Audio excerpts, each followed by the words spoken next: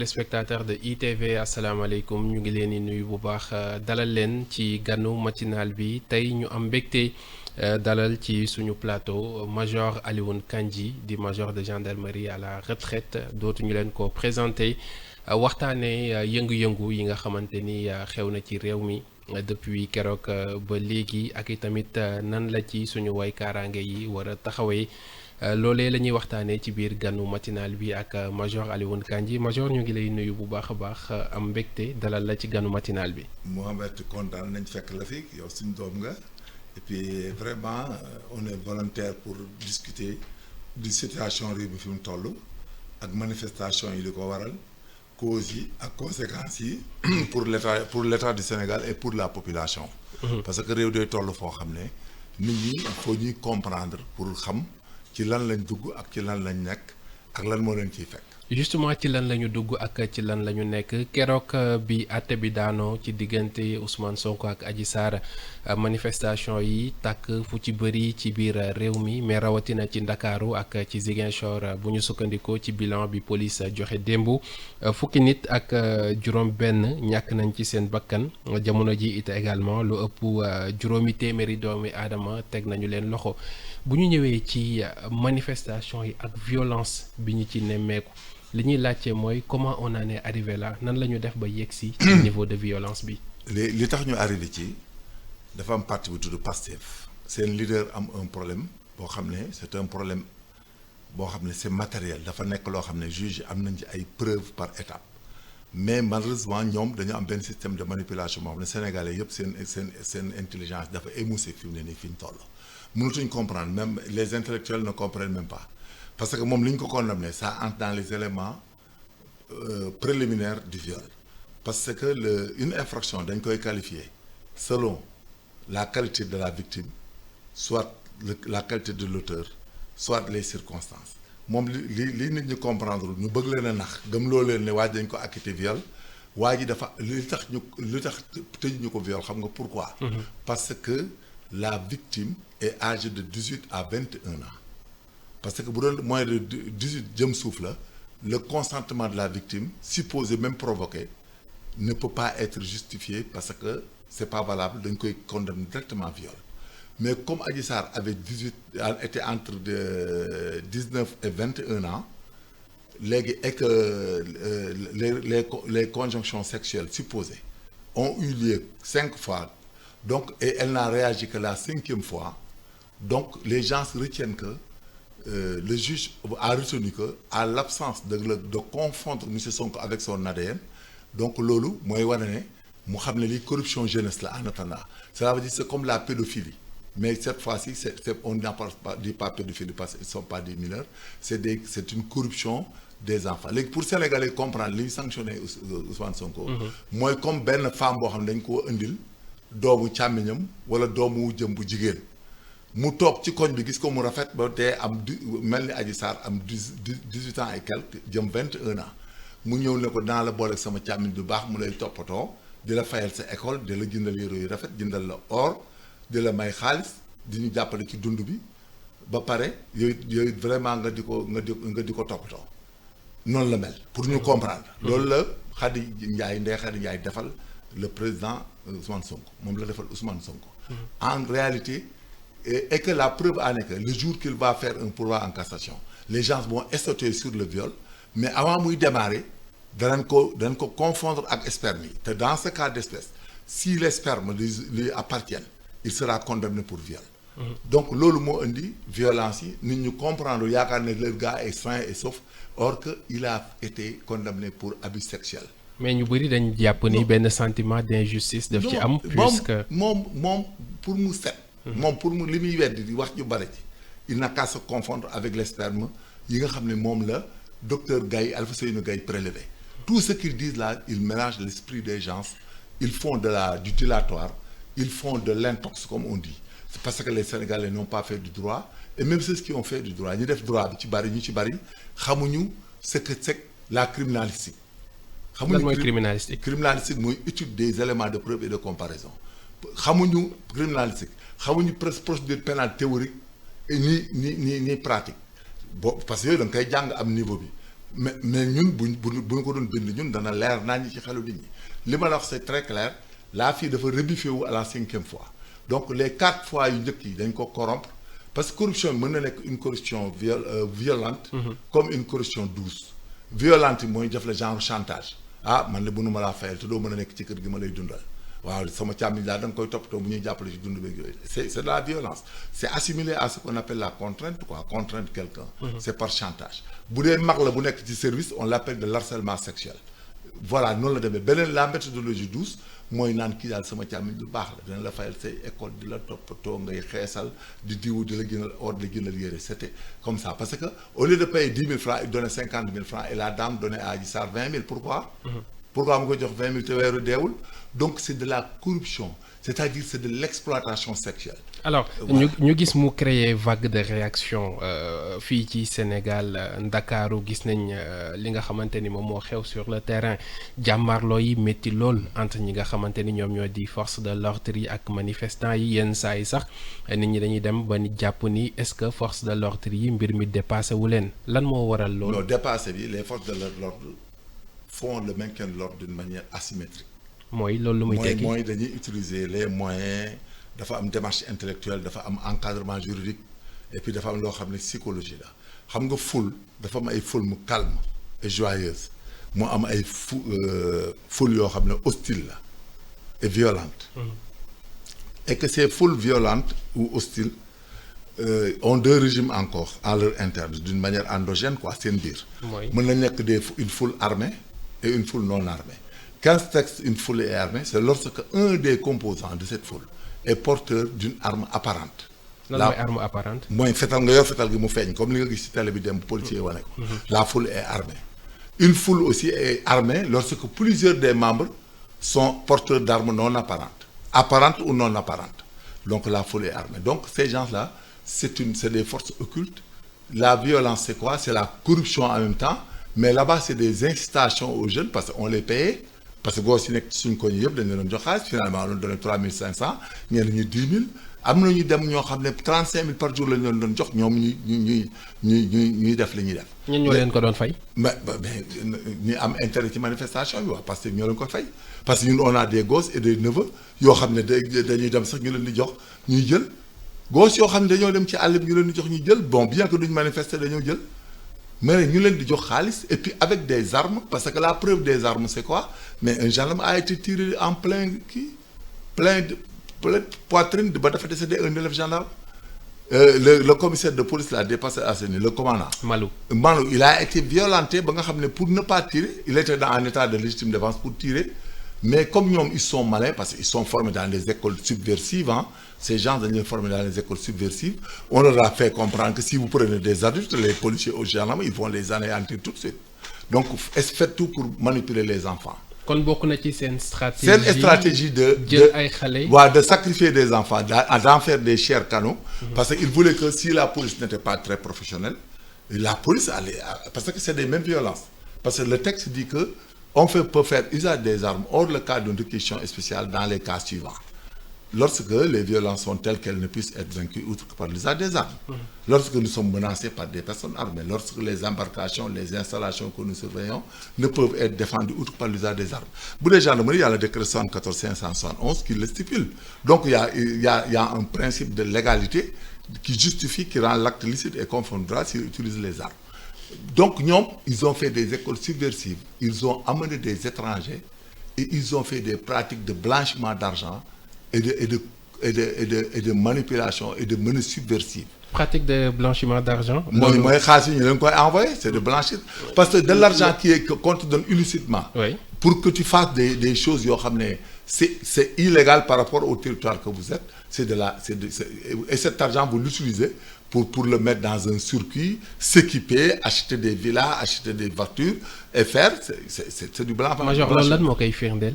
mais blanchiment daal li koy firndeel. boo ko laajee millions wala milliards yi ñu jox nit ñi. ak moyens yi ñu am mais ils vont pas justifier fan lañ ko jëlee. sur le cas précis bi ñu nekk. après consommation. Oui. Ils ne sont pas capables de donner l'origine licite des moyens qu'ils donnent à leurs militants, des moyens qu'ils donnent partout et des moyens qu'ils donnent aux enfants et des moyens de par lesquels ils nourrissent même les manifestants. à Ziguinchor et autres, il ne peut pas justifier l'origine licite.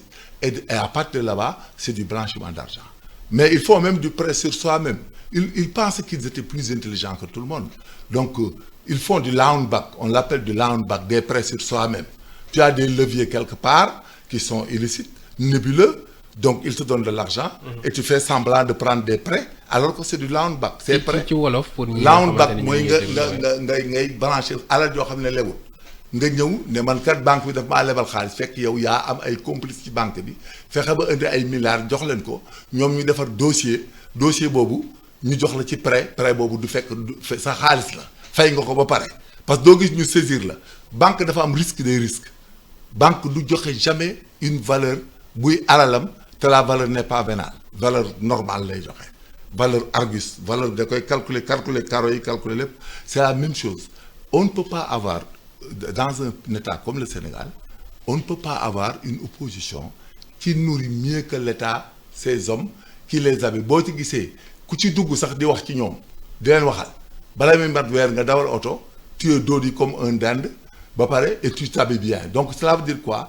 que dès le début sax il y avait des prémices et des indices parce que on savait déjà que ces gens-là allaient mal avec nous et leur intention n'était pas politique au sens étymologique du terme. N'était pas politique. Non, pas du tout. Ils n'ont jamais eu de projet pour ce pays. Vous savez, la vérité, c'est quoi? Ces gens-là, ils sont à un niveau bi ñu nekk nii. mooy niveau boo xam ne c'est une attaque directe contre le Sénégal à cause du gaz et du pétrole et de donner victoire à des mouvements insurrectionnels. C'est pas un mouvement politique. Heureusement que le Sénégal est un État doux. La police est professionnelle, la gendarmerie, bon, ils ont été plus tolérants. Mais la cause, c'est quoi? Parce qu'ils ont mis des enfants. Ils l'ont fait exprès de manipuler des enfants, de les trouver à Arafat et de leur donner. Moi, j'habite à Grand Yoff, de les gagner. Nga génne xale Arafat yi génne xale Pikine xale comment benn manifestation bu war a mat 10 000 personnes mais monsieur les 9 000 personnes sont des enfants loolu mënut a nekk. mais xale yi dañ non xale yi savent même pas un enfant n'a pas le droit de manifester un enfant qui n'a pas l'âge de voter amul droit dugg ci manifestation kenn amul yow même bu ñëwee sa manifestation da nga leen war a génne ba pare doo ko manifester xale bu amul 18 ans il n'a pas l'âge de voter amul droit di def manifestation politique soo kooku c'est moo utilisation des enfants en guerre dans les rébellions c'est la même chose c'est infractionnel. yow booy def benn événement di marche wala dara su ci ay mineurs de moins de 18 ans duggee ay 12 ans surtout ay imaginez 12 ans 11 ans 13 ans nga baleen ñuy manifester. parce que yow tu es un abruti tout ce que tu fais c'est des manœuvres et de déstabiliser le pays et puis ce qui est grave. oui ñi doon ñëw di manifester fii ci Dakar seen yoon nekkul ci Sénégal gi des. loolu mooy lan mooy dañ doon yàq li fi baax lépp dem seen yoon. oui d'une méchanceté. démb dégg nañ police wax ni am na ci ñenn ci ñoom ñi nga xamante ni armes yi ñu yoroon même armée bi ñoom ci seen bopp. amuñu ko ay armes de guerre lañ trafiquant d'armes yi ñu ngi passé par le sud di indi armes yi Sénégal di ko fa jaay parce que boo demee Ilol Kassel Mantak mais y a toute la drogue qu'on vend en Afrique juste vraiment jusqu'au Maghreb et en France fa lañ koy bayee c'est des cartels. Cela veut dire qu'il y a deux aspects dangereux là-bas, non seulement la rébellion, mais il y a les cartels de drogue qui cultivent le chanvre indien. Xam nga chanvre indien li tax ñu koy bay Casamance. ñu koy bay Mali. dafa am ce qu'on appelle TH. dafa am tétrahydrocannabinol. ak cannabinol. ay mooy substance chimique yi nekk ci yamba yi. bii nekk Casamance dafa am teneur boobu. dafa am TH yi dafa baax dafa am TH9 ou TH nangam mais TH boo ko déggee c'est du tétrahydrocannabinol ou du tétrahydrocannabidiol. Donc là-bas c'est la substance chimique qui se trouve dans le chanvre indien bi nga xam ne moom sax xam nga le chanvre indien peut être utilisé et la drogue dans des tableaux xam nga y a des pommades de chanvre indien et tout donc ils vont jamais le laisser et c'est là-bas où est parti le problème ils veulent faire de là-bas les no man's land et puis à l'issue ils veulent attaquer notre pays c'est une porte. Et ces portes-là, c'est quoi? Il y a les salafistes, il y a les islamistes, les frères musulmans, et il y a les lobbies du pétrole et du gaz qui sont derrière. C'est pour cela que ces gens ont... Ben, c'est ce qui ont manifesté au Sénégal. Ils ont des moyens de corrompre des gens. Am na ñoo xam ne ay Sénégalais ñoo leen jox xaalis ñu dem di yàq teeru Rufisque bi. Il y a quelqu'un qui donne de l'argent à des gosses ne leen yéen attaqué leen gendarmerie ñu leen attaqué fii. il y a des gens qui sont partis même en mission pour attaquer l'église en vertu de quoi? Il y a aucun prêtre qui est dans la politique au Sénégal. C'est pas comme en Afrique du Sud ni comme en RDC où dafa am ay prêtres yu dugg ci politique bi. Sénégal amul benn labbe église dugg ci politique bi waxul ci politique laal ci politique. naka la ñu mën a yabale ay nit ñuy dem di lakk ñooñu parce que mission bi leen indi. mission bu larvé la. donc c'est des missions yoo xam ne vous savez maintenant dans le monde les islamistes là ñoom ñooy nekk levier économique yi des puissances mafieuses. ñoom la ñuy utiliser. c'est comme ce qui se passe avec Boko Haram au Nigeria. Nigeria, les Chinois voulaient mettre une voie ferrée de 2000 kilomètres quelque part pour pouvoir exploiter des zones minières. Mais les gens ont utilisé Boko Haram ba mu empêcher leen ko. Gis nga le bauxite ak uranium bi nekk Niger. ak bi nekk Niger ak un peu waaye Niger. Mais ils ont mis des gens là-bas. Soo demee Centrafrique, c'est la même chose. Ils ont utilisé Seleka Baleka xawma pour qu'ils isolent des zones et qu'ils exploitent à outrance l'or et le diamant. Donc maintenant ces gens-là ont été utilisés en levier. Donc ñoom c'est la politique de démocratie ay troisième mandat ay illégalité mais eux-mêmes ils savent que c'est pas vrai. C'est pas vrai mais alors li ngay wax ni accusation yi major moo gën a grave que accusation ou viol wala menace de mort wala diffamation.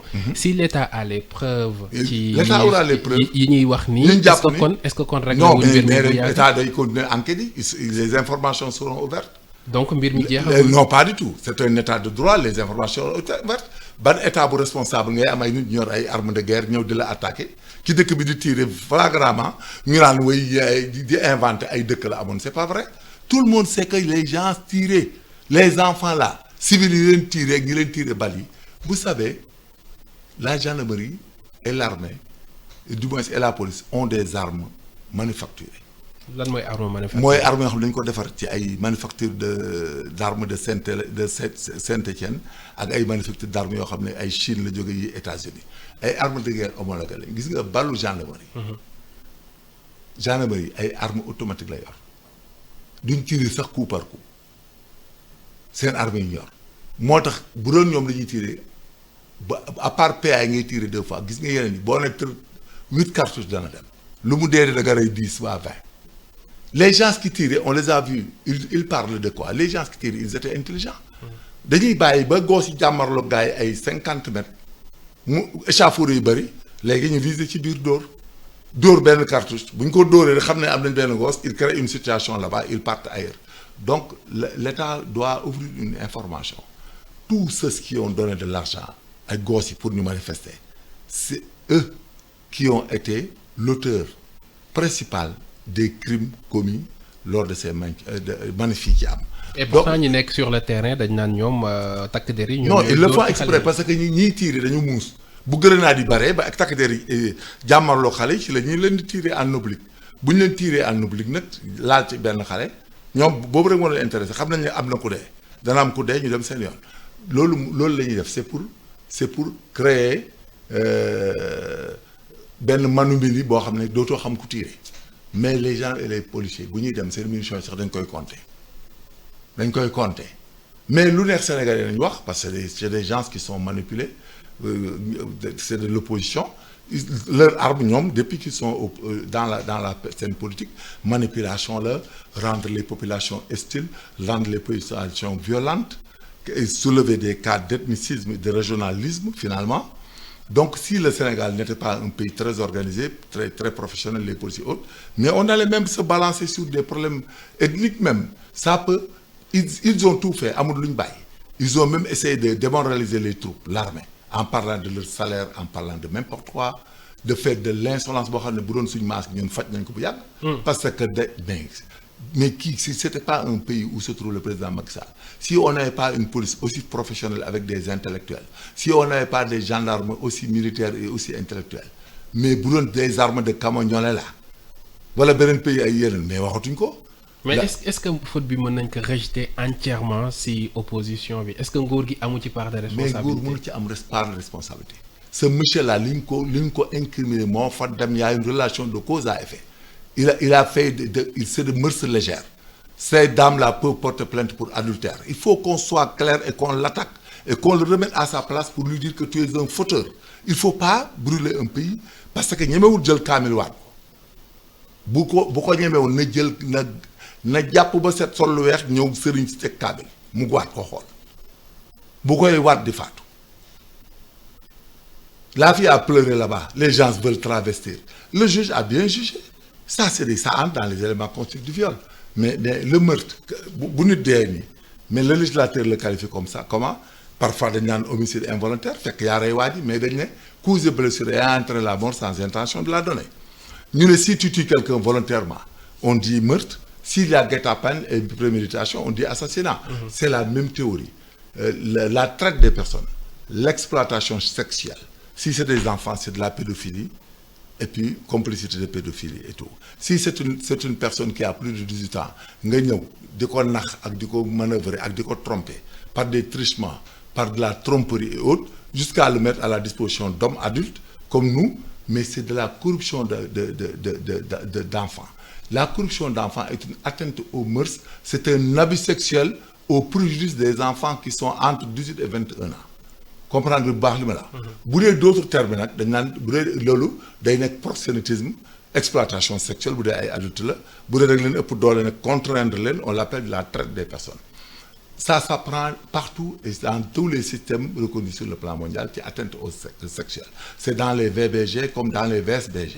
C'est-à-dire il faut que loolu ñu koy jàngaat Sénégal képp ku naan fii waa ji deful dara xamul sax fi ko juge bi dugal et puis la preuve en est que na xaar ba def pourvoi.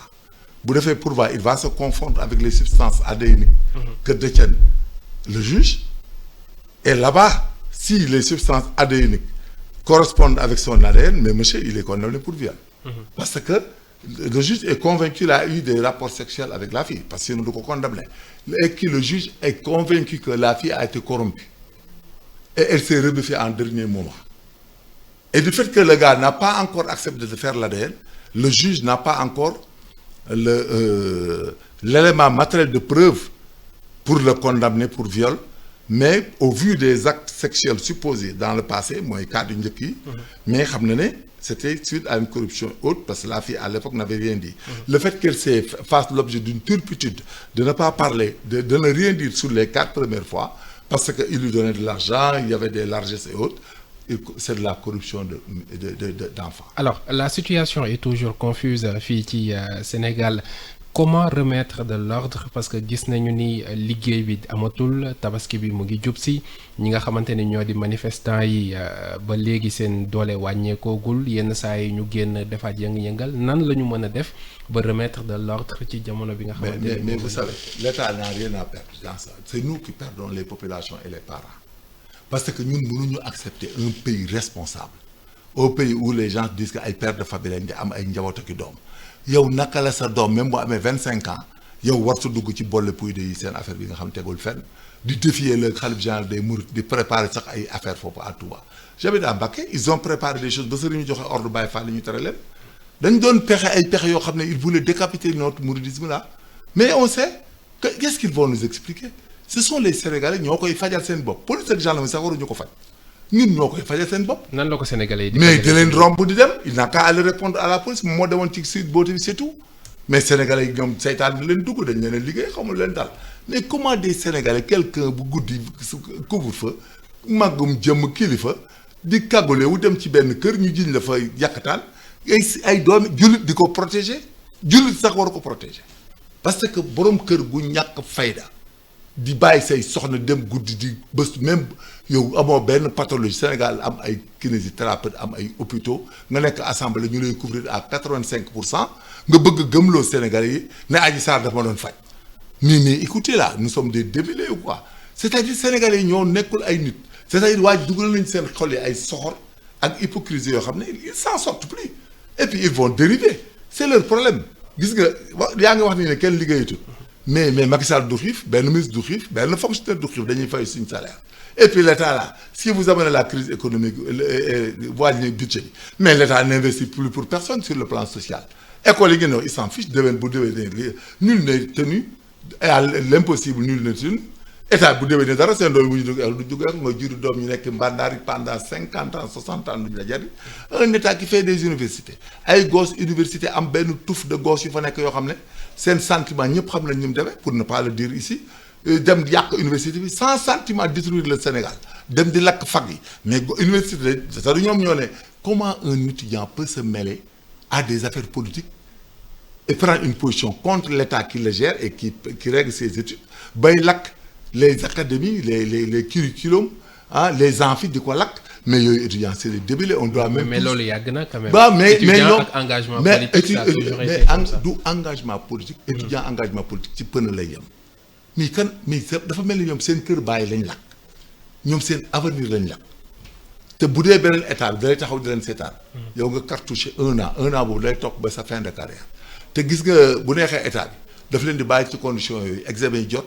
mu jox leen cours yi rabassé na leen fait un examen ñëpp échec dem ñi ci cartouché ils rentrent chez eux ils seront plus étudiants ñi ci redoubler perdre une année. alors on termine par cette question gis nañ 500 personnes interpellées ci mbir bi ñu fekk si les 400 ou plus de 400 yi ñu jàppoon ak suñu condition prison yi ni mu mel comment faire ci ñi nga xamante ni ñoom la ñu jàpp ñëpp jamono ji. L'essentiel ces événements là kuñ ci jàpp. Il faut que l'État aille jusqu'au bout et ne cède à aucune intervention. Parce que c'est une attaque directe de l'État du Sénégal. Parce qu'ils ont fait ils ont utilisé des armes incendiaires. Les cocktails Molotov, c'est des armes incendiaires. Ils ont utilisé des armes de guerre. Ils ont détruit les biens appartenant à autrui. Ils ont exercé des coups et blessures sur les personnes des forces de sécurité. Ils ont fait de l'outrage. Ils ont fait de l'insurrection, ils ont fait de la menace subversive et tentative de coup d'État avec commencement d'exécution et absence de désistement volontaire. Parce qu'il a dit qu'il faut qu'on soit dans un état où on applique la procédure. Parce qu'il a dit que nañ dem cooki final nañ dem ci palais bi. Et il a fait le commencement d'exécution. Là-bas, c'est la théorie de la tentative punissable. Il a tenté de déstabiliser l'État. Et nul était une circonstance indépendante de sa volonté il serait arrivé à Dakar et aller au palais ñu rey ci ay nit état bi dem sens dessus sens dessous donc même lui on doit le poursuivre pour tentative de coup d'État et que menace subversive suivi d'effet les morts d'hommes autres il faut que les gens aillent avec eux jusqu'au bout et que tel que soit X en un moment X il faut que force reste à la loi et que en fin de compte si des populations sénégalaises yor seeni doom yor seeni jarbaat ñu war a jàng war a def lu ne war a toog seen kër ñu xëy di def métier di toje ay Auchan di jël di séddoo di toj bitigu iPhone yi di toj di séddoo toj banque yi di séddoo yéen ngeen toog ci dëkk bi bu ngoonee sa doom indil la 100 000 500 000 gosse boo xam ne 15 ans la am indil la ceeb diw suukar ngay jàpp nga naan waa nangam loolu ce n'est plus un état et puis en fin de compte. Oui. La communication, c'est quoi? C'est de donner un deadline à tous les pères de famille et mères de famille de garder leurs enfants chez eux. Ils n'ont rien à voir avec la politique. Et que la prochaine fois, l'État va prendre ses responsabilités et que le ministre de l'Intérieur va donner une réquisition spéciale avec usage des armes. Très bien. Voilà, et que là-bas, que tout le monde soit saisi, que tout le monde soit informé, que les droits humains au niveau des Nations Unies, les PNUD soient informés, que la France et autres soient informés et les États-Unis. Parce qu'au Sénégal, nous avons des forces occultes qui ont corrompu une jeunesse, des mineurs. Ils ont utilisé des mineurs pour un acte de guerre. Vous les informer et que on somme tous les parents au Sénégal qu'ils doivent retenir leurs enfants s'ils n'ont pas d'intérêt dans la guerre, dans l'attaque de l'État du Sénégal. Major Alioune Kandji di major de gendarmerie à la retraite moom la ñu doon dalal tey ci ganu matinal bi waxtaanee yëngu-yëngu yi nga xamante ni am na ci ak nees la ñu mën a def ba saafara ko major ñu ngi lay jaajëfal bu baax a baax ci disponibilité bi. waaw ñoo ko bokk parce que réew noonu la quoi dafa am réew dafay laaj réew comme daara la su amee ku figuer dañ ko war a faj parce que sinon les autres vont figuer voilà donc loolu laa am lu may wax parce que aussi. L'approche de résolution des conflits, il y a la méthodologie douce et la méthodologie sévère. Parce que loolu dafa am importance ci réew. Manquement à la loi, ça se sanctionne. merci beaucoup major Alioune Kandji di major de gendarmerie à la retraite jaajëfal Fatima Kandiaye moo féete woon ci xarala gi Mohamed Kandji la woon ci kàddu gi jox leen rendez-vous ëllëg incha allah ak beneen invité merci à tous très bonne journée.